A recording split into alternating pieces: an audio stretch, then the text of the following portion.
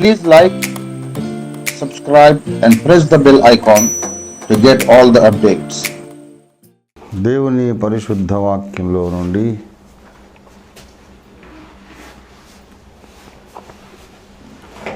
అరవై రెండవ కీర్తన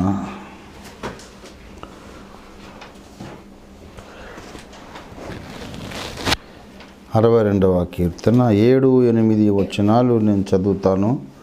అందరూ దయచేసి శ్రద్ధగా ఆలకించండి. 62:7-8 నా రక్షణకు నా మహిమకు దేవుడే ఆధారము. నా రక్షణకు నా మహిమకు దేవుడే ఆధారము, నా బలమైన ఆశ్రయదుర్గము. నా ఆశ్రయము దేవుని యందే ఉన్నది. జనులారా, ఎల్లప్పుడూ ఆయన యందు నమ్మిక ఉంచుడి. ఆయన సన్నిధిని మీ హృదయములు కుమ్మరించుడి. దేవుడు మనకు ఆశ్రయము. దేవుడి వాక్యమును మన వినికిడిలో ఆశీర్వదించునుగాక. చిన్న మాట ప్రార్థన చేసుకుని దేవుని సహాయం పొందుకొని ముందుకు సాగుదాం. ప్రేమ కలిగిన మా మహాపరిశుద్ధ తండ్రి, జీవము కలిగిన మా మిక్కిలి గొప్ప దేవానికి స్తోత్రాలు చెల్లిస్తున్నా. నీ మహాకృపలో మా తండ్రి, ఈ యొక్క ఆదివారము ప్రారంభమైంది. మా బ్రతుకుల్లో మరొక ఆదివారం ప్రారంభమైనది. నీకు స్తోత్రాలు ప్రభువా. గత దినం శనివారం అంతా మేము అనేక పనుల్లో అలసిపోయి ఉండినప్పటికీ మధ్యరాత్రి దాటగానే ఆదివారంలో మేము ప్రవేశించాము గనుక లెక్క ప్రకారం ఆదివారము తొలి ఘడియల్లో మేము ఉన్నాము గనుక ఆదివారము రొట్టె విరుచుటకు మేము కూడుకున్నాము. నీకు వందనాలు, స్తోత్రాలు చెల్లిస్తున్నాం.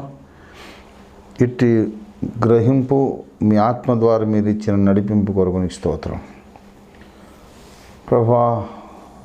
కొద్దిసేపు మేము నీ యొక్క బలలో పాలు పొందకముందు, రొట్టె విరుచుట్లో పాలు పొందకముందు మాతో అందరితోనూ మాట్లాడండి. నాకు కనబడండి, అందరికీ కనబడండి. నీ చిత్తమును గ్రహించు జ్ఞానులుగాను, నీ చిత్తము నెరవేర్చే బలశూరులుగాను ఈ దినమున మమ్మలను మీరు ఆశీర్వదించమని, మాలోని చిత్తము జరిగించమని, నీ వాక్యం పంపించమని యేసు పరిశుద్ధ నామములో స్తుతించి ప్రార్థిస్తున్నాం తండ్రి. క్రీస్తునందు నాకు అత్యంత ప్రియులైన దేవుని బిడలారా,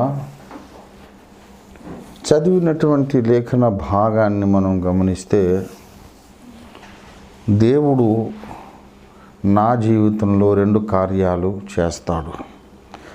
నా జీవితంలో ఈ 2 అనుభవాలు, 2 అద్భుతములు జరగడానికి కారకుడు దేవుడే. దేవుడు 2 అద్భుతాలు చేస్తాడు. ఏంటంటే, నా రక్షణకును నా మహిమకును దేవుడే ఆధారం.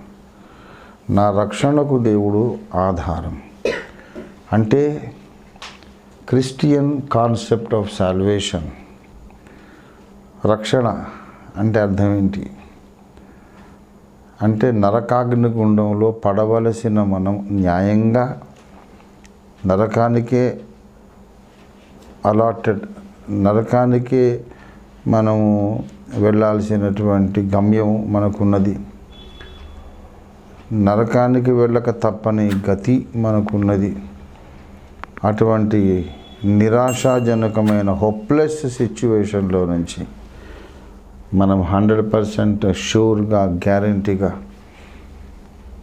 మనం ఏమి డబ్బులు ఖర్చు పెట్టకుండానే, కష్టపడకుండానే మనం తప్పించుకుంటున్నాము. నరకము నుండి తప్పించుకొని మనం పరలోక రాజ్య వారసులుగా ఈ భూమి మీద జీవించి పరలోకంలో చేరుతున్నాం. This is the miracle called salvation. దీన్ని రక్షణ అంటారు. ఇది ఒక్క క్రైస్తవ్యానికి మాత్రమే పరిమితమైనటువంటి కాన్సెప్ట్. రక్షణ అనంటే ఉచితముగా మనము నరకాగ్ని గుండాన్ని తప్పించుకొని దేవుని రాజ్యములో ప్రవేశించి యుగయుగములు దేవునితో జీవించే హక్కు మనం పొందటం అనే ఈ అద్భుతమైన అనుభవాన్ని రక్షణ అని అంటాము. మరి నేను రక్షణ పొందటానికి కారకుడు ఎవరు అంటే దేవుడే.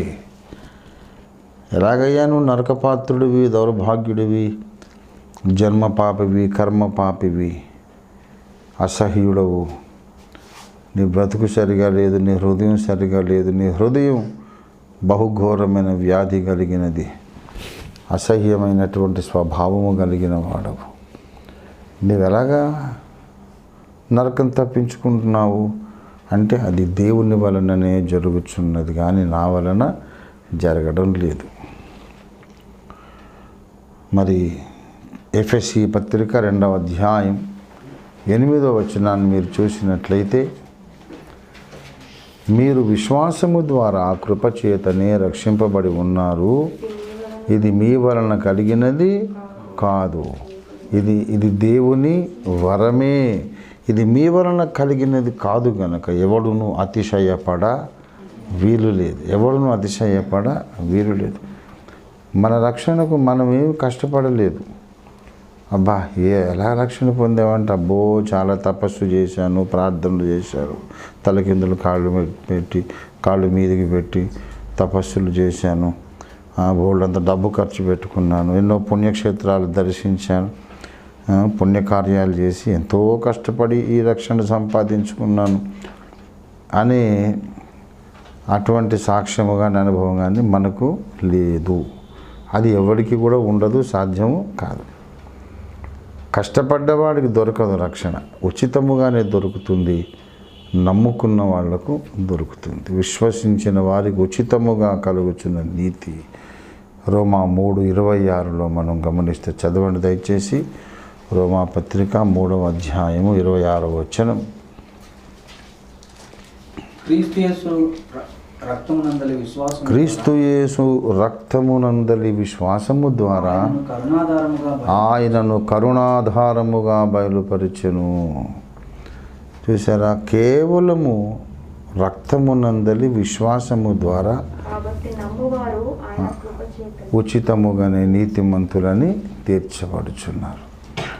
జస్ట్ ఫ్రీ ఆఫ్ కాస్ట్, ముఫ్త్ మే. ఇక్కడ నేను ఎన్నోసార్లు చెప్పాను, బిహెచ్ఎల్ దగ్గర ఒక పుక్కట్ నగర్ అని ఉన్నది. పుక్కట్ నగర్ అని ఎందుకంటే, పుక్కట్ మేదియా అంటే ఫ్రీగా, ముఫ్త్ మేదియా అని అర్థం. పుక్కట్ మే అంటే ఫ్రీగా, తేరగా వచ్చేసింది. అప్పుడు ఏమైందంటే, ఏదో వరదలు వచ్చి చెరువులన్నీ కట్టలు తెంచుకొని అంత పేదలు నిరాశ్రయులైతే అప్పుడు కలెక్టర్ గారు పేదలందరికీ అక్కడ ఇండ్ల పట్టాలు ఇప్పించి మీరు ఇల్లు కట్టుకోండి అని ఒక కాలనీ ఏర్పాటు చేస్తే, కలెక్టర్ గారు మీ పేరు పెట్టుకుంటామని అన్నారు. అని అంటే ఆయన అస్సలు పెట్టొద్దు, అలాగా అట్లా పెడితే మీకు ఇవన్నీ క్యాన్సిల్ చేస్తానన్నాడు ఆయన. నా తాత సొమ్ము ఇచ్చానరా నేను, మా తాత జాగీర్ ఏమని ఇస్తే మీరు నా పేరు పెట్టుకోవాలా, అది గవర్నమెంట్ది, పేదలది, మీది మీకు ఇచ్చాను, నా డ్యూటీ నేను చేశాను, కాబట్టి నా పేరు అసలు పెట్టొద్దు అన్నాడు. అప్పుడు మరి ఏం పెట్టాలో అర్థం కాక మనకు ఏమి పైసా ఖర్చు పెట్టకుండా ఒక ఆశ్రయం దొరికింది, జీవితకాలం మళ్ళీ వెతుక్కునే పని లేదు అని ఏం అర్థం కాక అందులో ఒకడు కూడా అన్నాడట, ఇది మనకు ఎంత ఫ్రీగా వచ్చింది, పుక్కట్ మే ఆయాసుగా పుక్కట్ నగర్ పుల్కే నామ్లాగా దేంగి అని అంటే, అట్లా పుక్కట్ నగర్ అని ఇప్పటికి ఉండదు అక్కడ. బిహెచ్ఎల్ తెలుసా నీకు? బిహెచ్ఎల్ దగ్గర పుక్కట్ నగర్ అడుగు వైపు అడిగితే చూపిస్తాను. బిహెచ్ఎల్ మే పుక్కట్ నగర్. యాక్చువల్గా every christian is living in పుక్కట్ నగర్.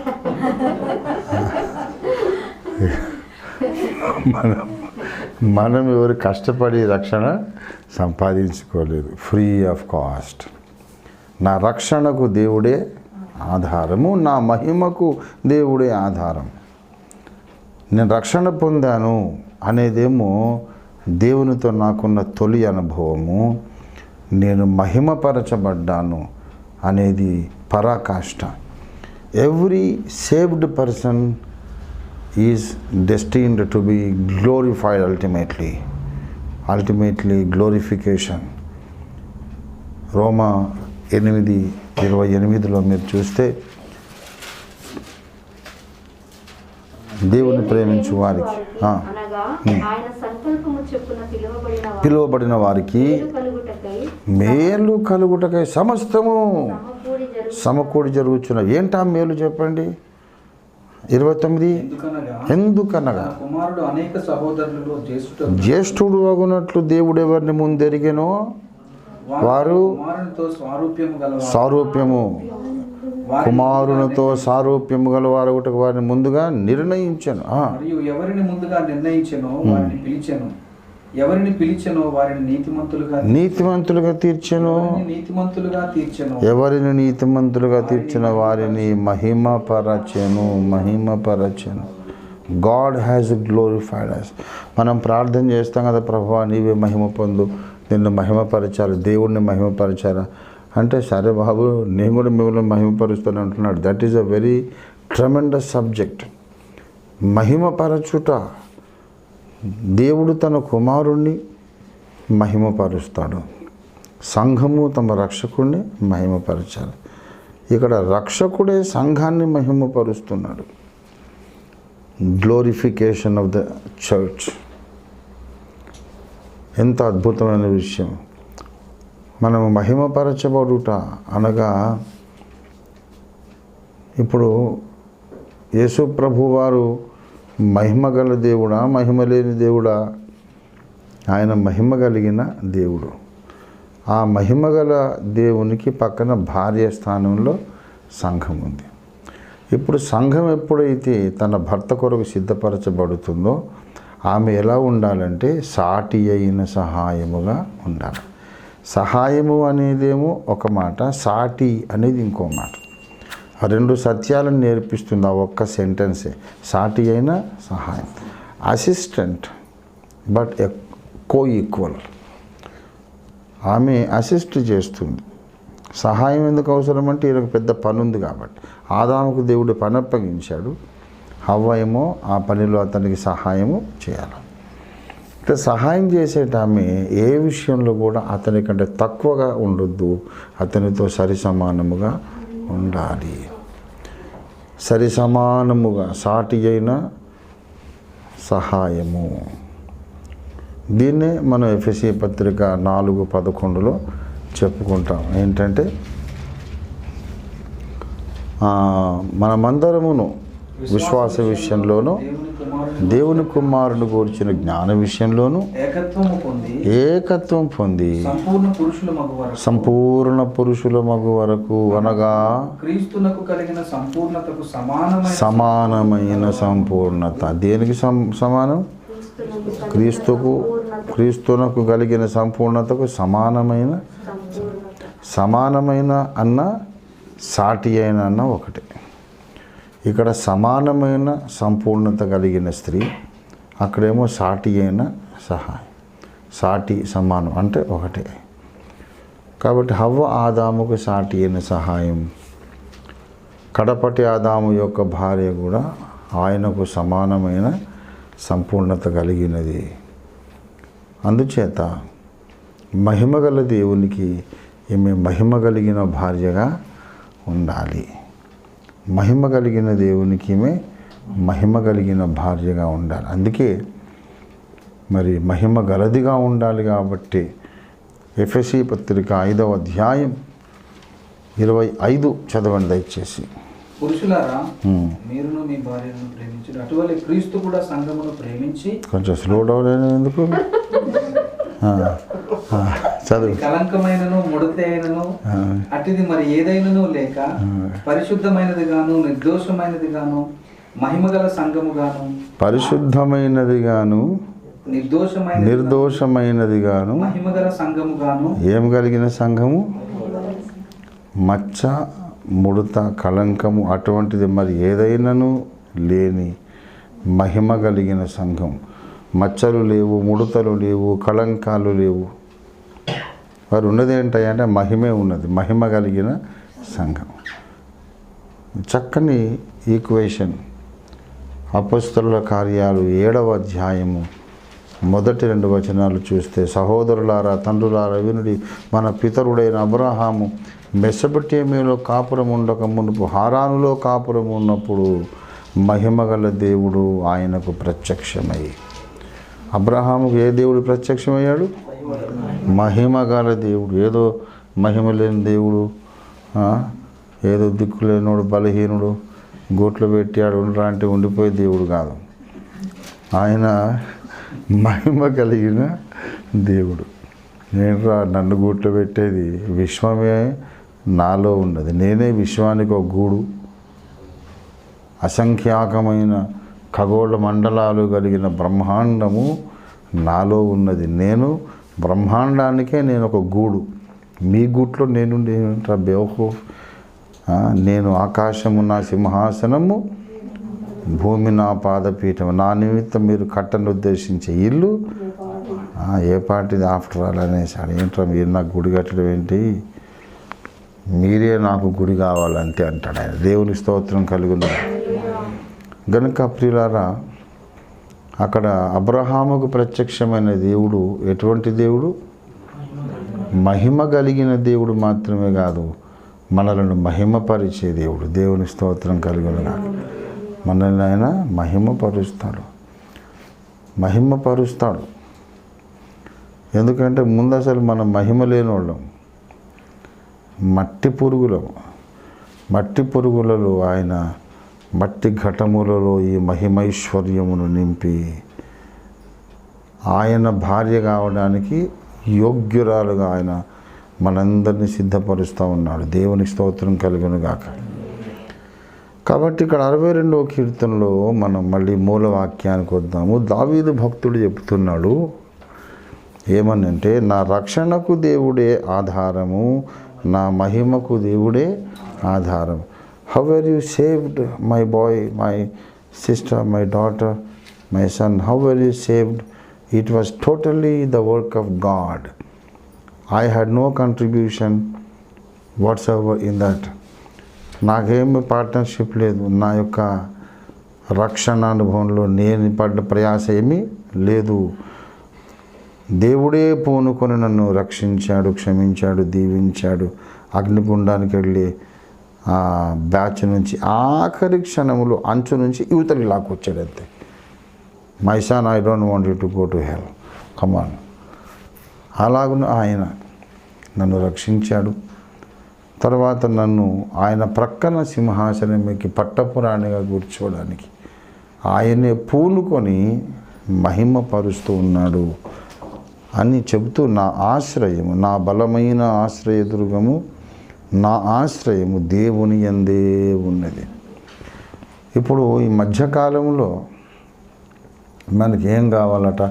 రక్షణ అనేది తొలి మెట్టు అన్నాను, మహిమపరచబడుట అనేది తుది మెట్టు అన్నాను, క్లైమాక్స్ అన్నాను. మధ్యకాలంలో నాకు దేవుడు ఏమై ఉన్నాడంటే ఆశ్రయం.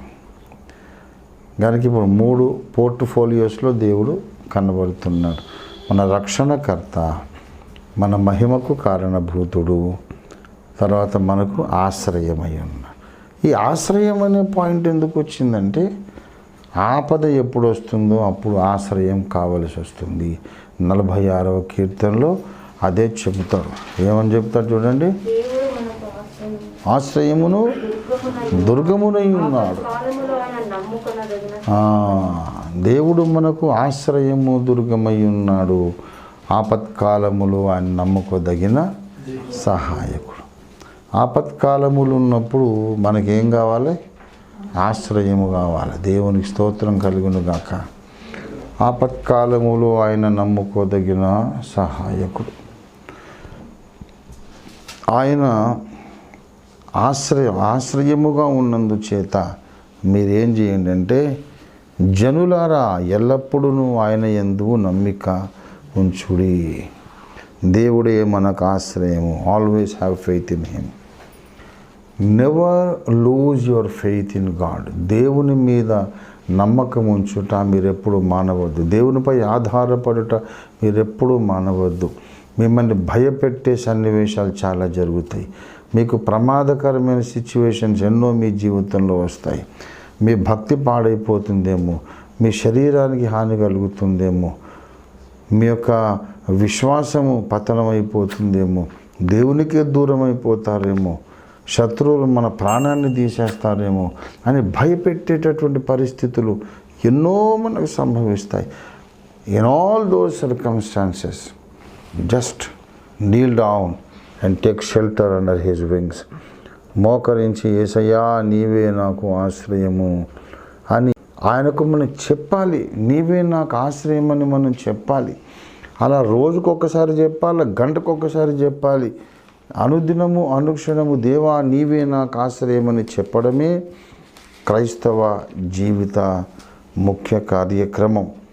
దయచేసి 91వ కీర్తనలోనికి మీరు రండి. 91:9 వచనం చదవండి. యెహోవా నీవే నాకు ఆశ్రయమని మహోన్నతుడైన దేవుని నీకు నివాస స్థలముగా చేసుకున్నావు. దేవా నీవే నాకు ఆశ్రయం. ఎందుకంటే పక్కనే ఒకరు నిలబడి భయపెడుతూ ఉన్నాడు. మనకు భయము కలిగించేవాడు, మనకుండే కాన్ఫిడెన్స్ని, ధీమాను, మనకుండే విశ్వాసాన్ని దెబ్బతీసేవాడు దుష్టుడు. వాడెప్పుడు పక్కన నిలబడి అయిపోయింది నీ పని అంటూనే ఉంటాడు. వాడు అయిపోయింది, నువ్వు పడిపోయావు, నువ్వు చెడిపోయావు, నువ్వు దేవునికి దూరం అయిపోయావు, నీ రక్షణ పోగొట్టుకున్నావు, నువ్వు పరలోకానికి వెళ్ళలేవు, నీ గతికి నిత్య నరకమే, నీకు ఇంక ఆశ్రయం లేదు అని ఎప్పుడు వాడు మనల్ని భయపెడుతూ ఉంటాడు. అది వాని యొక్క ముఖ్య కార్యక్రమము, ఫేవరెట్ హాబీ వానికి. Frightening God's people. ఎందుకు తెలుసా? ఒక రహస్యం చెప్తున్నా. నిన్ను వాడు భయపెట్టకపోతే నువ్వేం చేస్తావు? నువ్వు ధైర్యంగా ఉంటావు, అంతే కదా. భయపెట్టకపోతే ధైర్యంగా ఉంటావు, ధైర్యంగా ఉంటే సంతోషంగా ఉంటావు, సంతోషంగా ఉంటే దేవుని స్తుతించడం మొదలు పెడతావు. నువ్వు స్తుతించడం మొదలు పెడితే వాడి కొంప కూలిపోతుంది. ఇప్పుడు మీరు హ్యాపీగా ఉన్నారనుకోండి, దేవానికి స్తోత్రం హల్లెలూయా అనుకుంటుంటామా?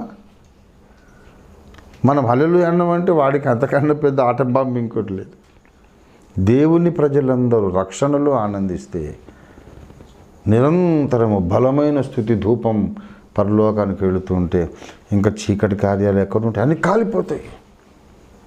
So he doesn't want you to praise God, he doesn't want you to worship the lord.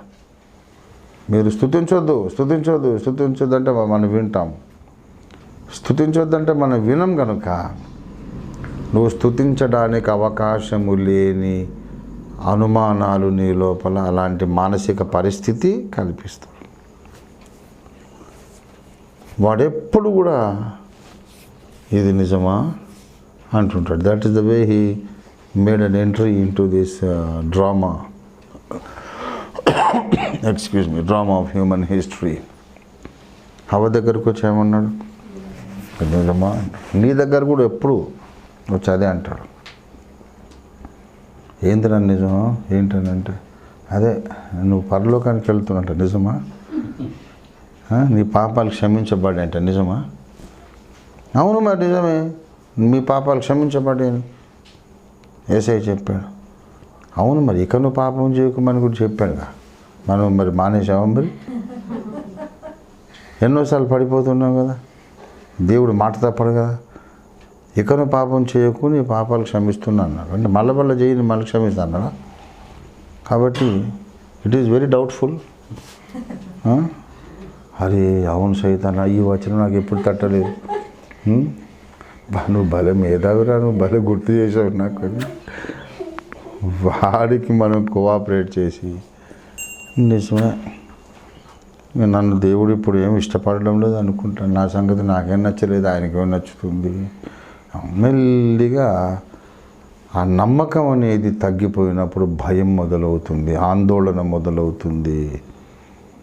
ఇంకప్పుడు స్తుతించానంటే ఇంకా ఎవరికి ఉత్సాహంగా స్తుతిద్దామని ఉండదు. దైవ సేవకుడు ఊరికి హల్లెలూయా చెప్పండి హల్లెలూయా అంటే ఇక అది చెప్పకపోతే బాగుంటుంది.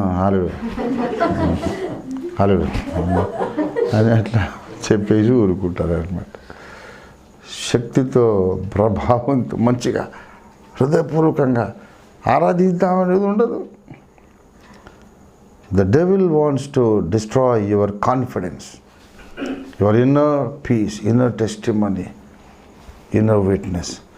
నీ అంతరంగ సాక్ష్యాన్ని దెబ్బతీసి నేను భయపెట్టి నువ్వు ఈ తప్పు చేసావు, ఆ తప్పు చేసావు, ఆ తప్పు చేసావు, ఊరికే నీకు వాడు గుర్తు చేసి నిన్ను భయపెట్టడానికే వాడు ఎప్పుడు ప్రయత్నం చేస్తాడు. రక్షణ పొందిన తర్వాత మహిమపరచబడే లోపల అనుదినము మన కార్యక్రమం ఎప్పుడు ఏంటంటే ఈ భయపడే కార్యక్రమం. కాబట్టి ఈ భయపడే కార్యక్రమం వాడు పెట్టాడు కనుక మనము నిరంతరము ఆయనను ఆశ్రయిస్తూ ఉండాలి. దేవుని స్తోత్రం కలుగునుగా. ఆయన యందే నమ్మిక ఉంచుడి. ఇశ్రాయేలీయులారా, ఆయన యందే నమ్మిక ఉంచండి. నిన్ను ఉచితముగా రక్షించిన దేవుడు నీకు ఉచితముగా తన నీతిని ధరింపజేసిన దేవుడు దీన్ని ఎందుకు వదులుతాడు? ధైర్యంగా ఉండండి.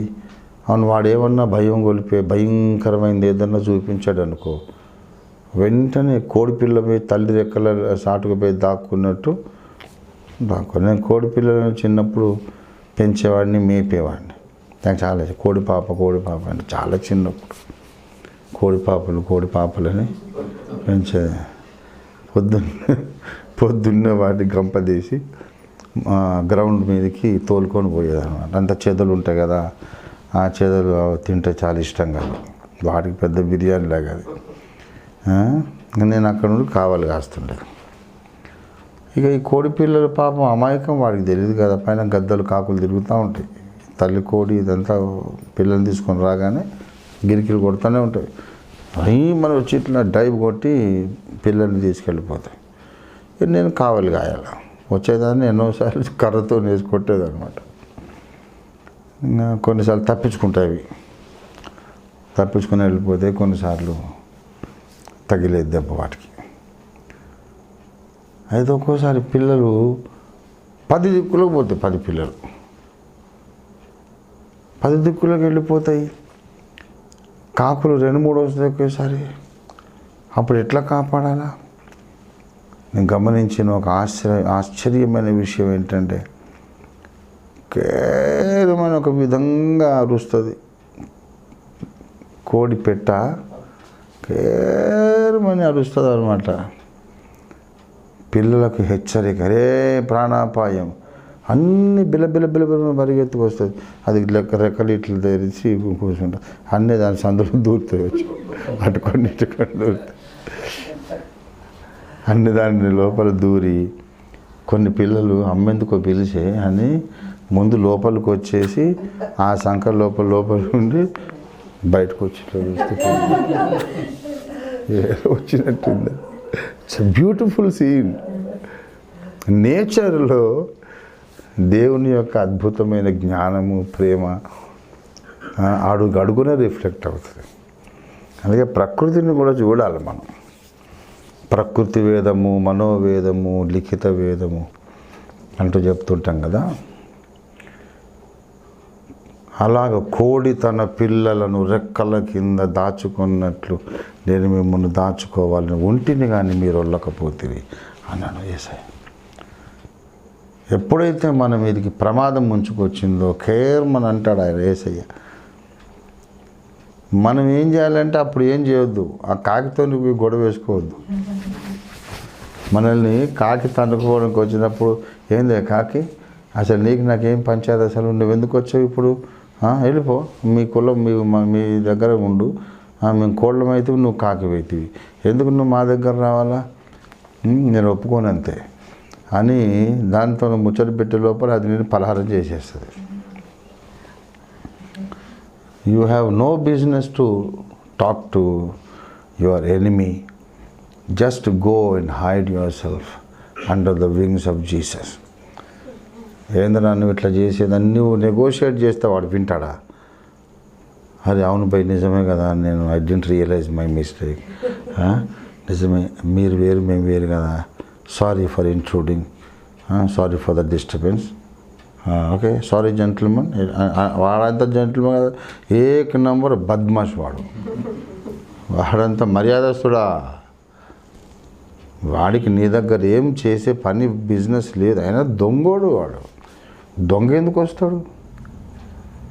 నువ్వు ఎందుకు వచ్చినావు ఇంటికి? నీకేమైనా హక్కు ఉందా ఇక్కడ? మేము పాలోళ్ళమా అని అంటే అదేంటి సార్ అట్ట మాట్లాడు, దొంగను కాబట్టి వచ్చాను. దొంగను నేను చట్ట ప్రకారంగా హక్కున్న దగ్గరకు వస్తా, దొంగను ఎందుకు అవుతా? ఎక్కడ హక్కు లేదు అక్కడికి వస్తా కాబట్టి దొంగను కదా అని వాడు అంటాడు. అలాగే వీడు మొదటి నుండి దొంగ, నరహంతకుడు, అబద్ధికుడు, వాడన్నీ ఇల్లీగల్ పనులే చేస్తాడు. వానికి ఎక్కడైతే హీ హాజ్ నో బిజినెస్ అనే సిచ్యువేషన్ లోపలికి సిగ్గు శరం లేకుండా వస్తాడు. వాడు వచ్చి మనకు నష్టము చేయాలని చూస్తాడు. వాడితో మనం గొడవ వేసుకోకూడదు, మనకు అవసరం లేదు. మీకు సింపుల్ టెక్నిక్ చెప్తున్నా ఏంటంటే, నువ్వు వానితో సమానంగా బలవంతునివి అనుకుంటే నువ్వు గొడవ వేసుకొని ఇష్టం. కానీ వాడు మీకంటే బలవంతుడు, వానికంటే బలవంతుడు మీ లోపల ఉన్నాడు అన్నాడు. మీలో ఉన్నవాడు లోకంలో ఉన్నవానికంటే బలవంతుడు. అంతేగాని మీరు బలవంతులు కాదు. We definitely are not stronger than the devil. We are not strong, but Jesus is stronger. కాబట్టి ఆయన రెక్కల కిందకి పోయి దాక్కోవాలి. నీకు క్యూరియాసిటీ ఉంటే యేసయ్య రెక్కల కింద దాక్కొని అప్పుడు తలకా బయట పెట్టి ఏం జరుగుతుందో చూడు, నీ కుతూహలవంత తీరుతుంది. కానీ నేను ఒకసారి చూశాను, ఒకసారి అంటే చాలాసార్లు చూశాను. పిల్లల కోడి పిల్లల్ని మేపుకోవడానికి బయటికి తీసుకెళ్తే కాకి వచ్చి ఒక పిల్లను తీసుకొని వెళ్ళిపోతుంది పైకి. కోడి కూడా బర్డే కదా, జనరల్గా అది నేల మీద నడుస్తుంది, కొంచెం హైటే ఎగురుతుంది, ఎక్కువ హైట్ ఎగురదు. కాకి ఇట్లా తన్నుకొని పోవడము, భయంకరంగా అరుస్తూ కోడి కూడా ఎగురుతుంది. అంతెత్తుకు కోడి ఎగరగా ఎప్పుడు నేను చూడలేదు. కానీ పిల్ల మీద ప్రేమతో వెళ్ళి దాన్ని పొడిచి దాని కంట్లో పొడిచింది. కాకి కంట్లో పొడిస్తుంది, ముక్కు అది కావు కావుగా అరుచుకుంటూ దాని పిల్లను వదిలిపెట్టేసింది. ఆ పిల్ల కింద పడకుండా పట్టుకొని తెచ్చుకుంది. నా కళ్ళారా చూసినటువంటి ఒక సుందరమైన దృశ్యం ఇది. కోడికే తన పిల్లల్ని కాపాడుకోవడానికి అంత ఆరాటం ఉంటే మరి యేసయ్యకి ఎంత ఉందండి? యేసయ్యకి ఎంత? ఆఫ్టర్ ఆల్ కోడిపాడు చేయడా యేసయ్య? కాబట్టి ఆశ్రయము, మన ఆశ్రయము దేవుని యందే ఉన్నది. ఆయన మీద నమ్మకం ఉంచండి, ఎల్లప్పుడూ ఆయన మీదనే మీరు నమ్మకం ఉంచండి అని చెప్తూ ఒక మాట అంటాడు. దయచేసి ముగించి వేస్తాను. 11వ వచనంలో ఒక మాట చెప్పాడు, 12లో ఇంకో మాట చెప్పాడు. 11లో బలము తనది, హల్లెలూయా హల్లెలూయా, బలము తనదని ఒక మారు దేవుడు సెలవిచ్చెను, 2 మారులు ఆ మాట నాకు వినబడను. Strength belongs to me, power belongs to me. బలం అంటూ ఉంటే విశ్వంలో ఎక్కడైనా బలము నాది, బలం అనేది నాకు చెందింది. ఎవరికైనా ఉంటే నేను ఇచ్చినందుకు ఉంది అంతే. ఎవరికైనా బలం ఉంటే నేను ఇచ్చాను కాబట్టి ఉంది. ఒరిజినల్గా అసలు బలం అనేది నా స్వభావ లక్షణం అని దేవుడు అన్నాడు. 2 సార్లు కూడా నాకు అది వినపడింది అంటున్నాడు దావీదు భక్తుడు. అని చెప్పి బలము నాది, ఇంకెవడిది కాదు అని చెప్పి 11 చివరన అంటాడు, 12వ వచనం చివరన అంటాడు, కాగా కృప చూపుటయు నీది. Because I'm the only person who is originally strong in the universe. ఇప్పుడు సైతానికి ఏమైనా బలం ఉంటే, శక్తులు ఉంటే అవి కూడా దేవుడు ఇచ్చినాయి కదా. దేవుడు ఇచ్చినవి వాడు దేవునికి వ్యతిరేకంగా వాడుకుంటున్నాడు. ఒకడు మన ఇంట్లో చొరబడి మన ఇంట్లో కత్తి తీసుకొని మనల్ని పొడిచినట్టు అట్లా చేస్తున్నాడు. వానికి సొంతది ఎక్కడిది? అంతా దొంగిలించింది. కాబట్టి బలం అనేది ఎవడిది కాదు, బలము నాది అని చెప్పి కాగా కృప చూపుటయు. బలము ఎవరి దగ్గర ఉన్నదో ఆయనే కృప చూపటానికి యోగ్యుడు, సమర్థుడు, నమ్మదగినవాడు. ఒక బలహీనుడు ఏంటి మనకు కృప చూపుతాడు? బలం లేనోడు, శక్తిహీనుడు, ఏం చేతగానోడు మన మీద నేను నిన్ను కృప చూపుచున్నాను, వెళ్ళుము, నేను క్షమించదు అంటే ఏడిసావు కూడా, క్షమించకపోతే నువ్వు చేసేది కూడా ఏముంది అంటాం. నిన్ను ఏమైనా చేయడానికి నాకు శక్తి ఉంది, నిన్ను చంపడానికి కానీ అసలు ఉనికిలో లేకుండా చేయడానికి కానీ నాకు శక్తి ఉంది. అయితే కృప చూపుట కూడా నా వశం అని దేవుడు మాట్లాడుతున్నాడు. దేవుని స్తోత్రం కలుగునుగా. ఎందరూ నన్ను ఆశ్రయిస్తారో, ఎంతమంది నన్ను నమ్ముతారో, ఎవరైతే నా మీద భారం వేస్తారో వాళ్ళందరికీ కృప చూపుట నా వశం. దేవుని స్తోత్రం కలుగునుగాక. కాబట్టి మన దేవుణ్ణి మనము ఆశ్రయించాలి. ఎప్పుడు భయం వేసినా ఆయన దగ్గరికి వెళ్ళిపోవాలి. యేసయ్యా నాకు భయం వేస్తుంది, నాకు ఇట్లాంటి తలంపులు వస్తూ ఉన్నాయి, నువ్వే నాకు సమాధానం ఇవ్వు అని నిమిషము ఆయన దగ్గర మనం మోకరించి హృదయం కుమ్మరిస్తూ ఉండాలి. మన హృదయాన్ని నిమిషం ఆయన దగ్గర మనం కుమ్మరిస్తూ ఉండాలి. దేవునికి స్తోత్రం కలుగునుగాక. మరి 8వ వచనం, ఆయన సన్నిధిని మీ హృదయములు కుమ్మరించుడు. దేవుని స్తోత్రం కలుగునుగాక. ఎప్పుడు మోకరించాలి, దేవునికి చెప్పుకోవాలి. గిన్నె బోర్లించిన తర్వాత ఏమి ఉండదు అక్కడ. అలాగే మనకి సీక్రెట్లు ఏమి లేకుండా దేవునికి అన్నీ చెప్పుకోవాలి. అప్పుడు తప్పకుండా ఆయన మనల్ని కనికరిస్తాడు, మనకు కృప చూపుతాడు. కృప చూపుట నీది. కృప చూపగలిగిన దేవుని యందు నమ్మకం ఉంచి భారము వేసి మనం బ్రతకటం నేర్చుకోవాలి. ఆఖరి మాట చెప్పి ముగించేస్తాను. ఈ కృప అనేది మనకు ఎందుకొరకు అవసరము? కృప చూపే దేవుడు ఎందుకు కావాలి? దేవుడిచ్చే కృప మన కొరకు ఎందుకు కావాలి అంటే, ఆ నెక్స్ట్ కీర్తన 63లోనికి మీరు వచ్చినట్లయితే ఒక చక్కని మాట అంటాడు. ఏమిటంటే, నీ కృప జీవము కంటే ఉత్తమం. 3వ వచనం 63:3. నీ కృప జీవము కంటే, బాగా వినండి అందరూ కూడా, జీవమన్నా ప్రాణమైనా ఒకటి. ఇప్పుడు నేను మిమ్మల్ని అడుగుతున్నా, ఒక మనిషి ఉన్నాడు, ఒక అమ్మాయో అబ్బాయో ఎవరు, చూడ్డానికి అందగాడు అబ్బాయి, చాలా తెలివి ఉన్నది, బాగా చదువుకున్నాడు, అనేక తలాంతులు కలిగిన వాడు, చక్కని గాయకుడు, కవి, పండితుడు, రచయిత, వక్త, మంచి స్పోర్ట్స్మెన్, క్రీడాకారుడు, వ్యవహార జ్ఞాని, ఊరికి మునగాడు, అంతా అన్ని లక్షణాలు ఉన్నాయి. ఒడ్డు పొడుగు పర్సనాలిటీ మొత్తం అన్ని బాగున్నాయి. అన్ని కలిగిన వానిలో నుండి ప్రాణం వెళ్ళిపోయింది అనుకో, అంతసేపు వాడు అందగాడన్నాము, విద్యావంతుడు అన్నాము, బలవంతుడు అన్నాము, అనేకమైనటువంటి సామర్థ్యములు కలిగిన వాడు, టాలెంటెడ్ ఫెలో అన్నాం, ఎన్నెన్నో చెప్పాం కదా. ఇవన్నీ ఉన్నాయి, ప్రాణం ఒక్కటే పోయింది. అప్పుడు ఇక వీడిని ఏమంటాము? విద్యావంతుడు అంటామా, పీనుగు అంటామా?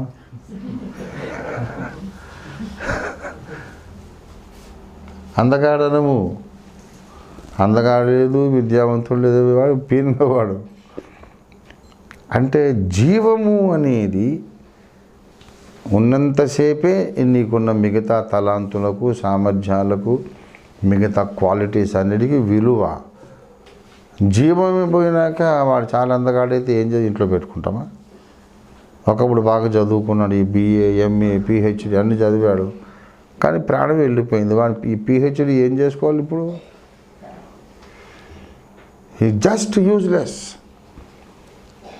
అంటే జీవము అనేది మనిషిలో ఉన్నంతసేపు మిగతా వాటికన్నిటికీ విలువ ఉన్నది.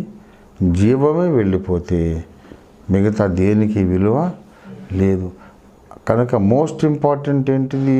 మనిషికి చదువు, అందము కాదు. ఏది ఇంపార్టెంట్? జీవము. అంతకన్నా కృప ఇంపార్టెంట్ అంటాడు అన్నమాట. అది సంగతి.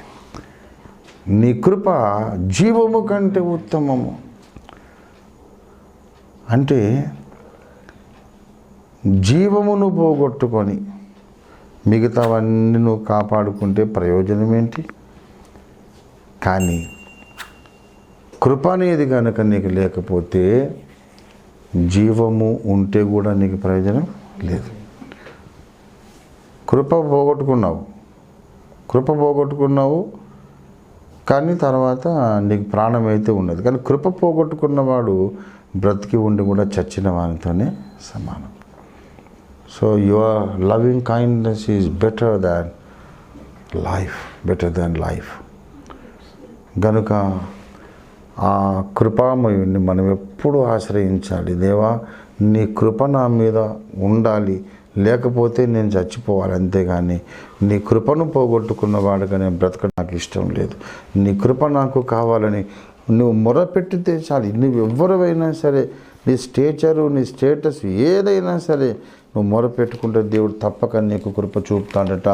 మీరు ఒకవేళ మరి రోమా పత్రిక 10వ అధ్యాయంలోనికి మీరు రాగలిగితే చక్కనైన మాట ఒకటి అక్కడ ప్రభు చెబుతున్నారు. 10:12 యూదుడని గ్రీసు దేశస్థుడని భేదము లేదు, ఒక్క ప్రభువే అందరికీ ప్రభు అయ్యుండి తనకు ప్రార్థన చేయి వారందరి ఎడల కృప చూపుటకు ఐశ్వర్యవంతుడు. దేవునికి స్తోత్రం కలుగును గాక. హల్లెలూయా. మరి ఏమరా ఒక్కటేసారి ఎగబడ్డారు 100 మంది, ఎంతమందికి ఇవ్వాలి కృప అని ఇబ్బంది పడేవాడు కాదు. ప్రార్థన చేయి వారందరికీ కృప ఇచ్చేటంత ఐశ్వర్యవంతుడు. God being rich in mercy. 100 మంది వచ్చినా, 1000 మంది వచ్చినా, 1,00,000 మంది వచ్చినా, 1,00,00,000 మంది వచ్చినా, కోట్ల మంది వచ్చినా, కోట్ల మంది వచ్చిన రక్షణాధారమైన బావి యేసుక్రీస్తే మన ఊట. అది ఎప్పటికీ ఎండిపోని ఊట. దేవునికి స్తోత్రం కలిగిన గాక. భూమి మీద ప్రకృతిలో ఏ ఊట ఎండిపోద్ది, కానీ దేవుని కృప అనే ఊట ఎప్పటికీ అయిపోదు. కాబట్టి లెట్ us మేక్ డెసిషన్. ఒకటే, ప్రభువా, నాకు మిగతా ఏం తెలియదు, నీ కృప నాకు కావాలి, నీ కృపే నాకు ఆధారం. నువ్వు దయదలిస్తే బ్రతుకుతా, లేకపోతే చచ్చిపోతాను. నువ్వు నన్ను తప్పులన్నీ, నేరములన్నీ వెతికి చూసి తప్పులన్నీ నన్ను నా మీద మోపడానికి నువ్వు ప్రయత్నించేది. దోషములను కనిపెట్టి నువ్వు చూస్తే ఎవడు నిలవగలడు? ఎవడు నిలవలేడు. అందుచేత ప్రభువా, నన్ను అంత సీరియస్గా పట్టించుకోవద్దు తండ్రి. అంత పెద్దోండం కాదు, ఏదో పిచ్చోడిని, తిక్కలోండి అనుకో. దయచూపి తండ్రి అని పాదాలు పట్టుకున్నాడు ధన్యుడు. దేవునికి స్తోత్రం కలుగును కాదు. ఎంతమంది మొరపెడతారో వాళ్ళకి అందరికీ కృప ఇవ్వడానికి ఆయన ఐశ్వర్యవంతుడు. దేవుడి మాటలు దీవించును కాక. రండి, మనం దేవునికి మొరపెట్టుకుందాం, దేవుడిని ఆశ్రయిద్దాం, దేవుని మీద భారం వేద్దాం. రండి, మనము కొంతసేపు విన్న వాక్యపు కాంతిలో, దేవుని ముఖ కాంతిలో మన జీవితాలు మనం ఒకసారి పరిశీలించుకొని, ఏమైనా మనము గత వారములో దేవునికి వ్యతిరేకంగా ఏవైనా కొన్ని పనులు చేసినట్టుగా మనకు ఒకవేళ జ్ఞాపకానికి వస్తుంటే వెంటనే మన దోషాలు ఒప్పుకుందాం. మన దేవుడు కృప చూపడానికి ఇష్టపడుతున్నాడు. కృప పొందాలని నీకు తెలుసా?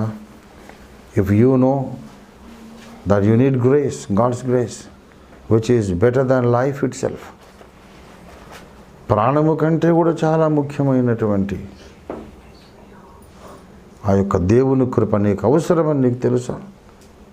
అయితే అడుగు, ప్రభువా, నీ కృపే నాకు దొరకని నాడు నేను చచ్చిన శవముతోనే సమానము. నేను అన్నీ కలిగి ఉండి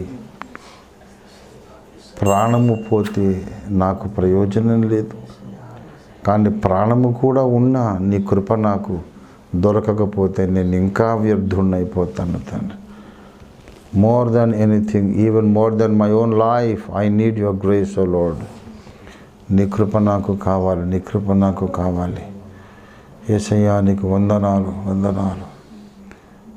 ప్రభువా, ఇప్పుడు నీ కృప నాకు దయచేయి.